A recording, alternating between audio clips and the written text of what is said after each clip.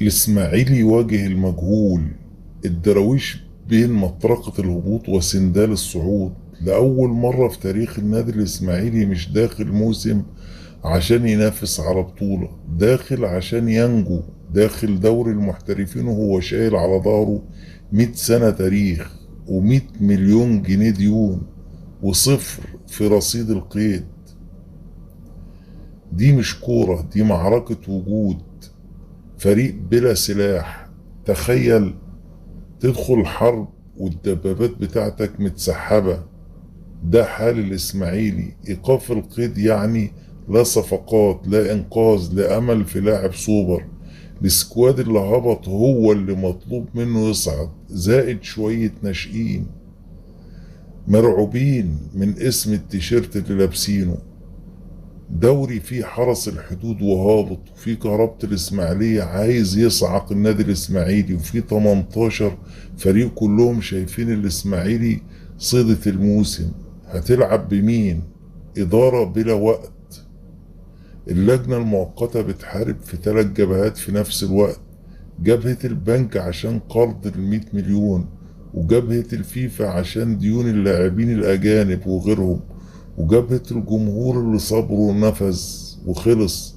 المشكلة دوري المحترفين بدأ خلاص، وكل يوم تأخير في فك القيد هو يوم بيقربنا من موسم تاني في دوري الدرجة التانية.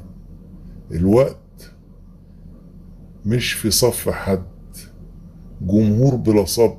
جمهور الإسماعيلي مش جمهور عادي، ده جمهور اتعود على المتعة، على البرازيل، على ابو جريشة وحسن درويش. تطلب منه دلوقتي يصبر على فريق بيلعب المواصلات وبيخسر من الدرجة الثالثة. الضغط الجماهيري سلاح ذو حدين. يبقى الوقود اللي يحرق الملعب في كل ماتش في الإسماعيلية، يا يبقى القشة اللي تقسم ظهر اللعيبة.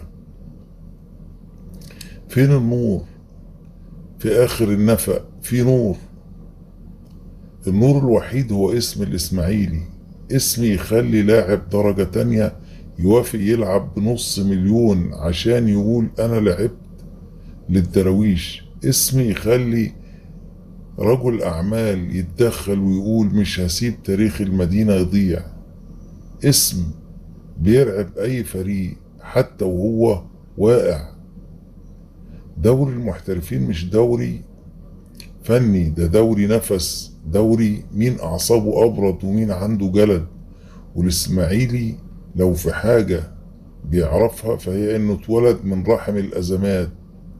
الخلاصة سيناريوهين لا تالت لهم. السيناريو الأسود، القيد فضل مقفول، لعبنا بالناشئين، ضغطنا وقعنا وقضينا 2 3 في المحترفين، وساعتها اسم الإسماعيلي هيتشرخ شرخ صعب يتلحم.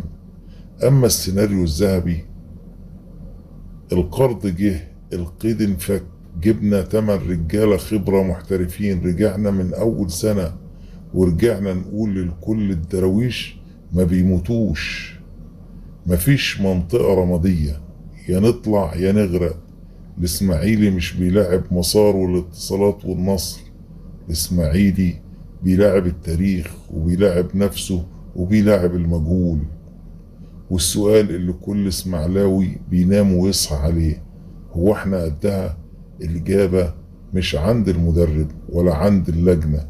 الإجابة عند 11 راجل هيلبسوا التيشيرت الأصفر، وعند 50,000 في الاستاد هيغنوا ويقولوا أولادك سند والدراويش راجعين.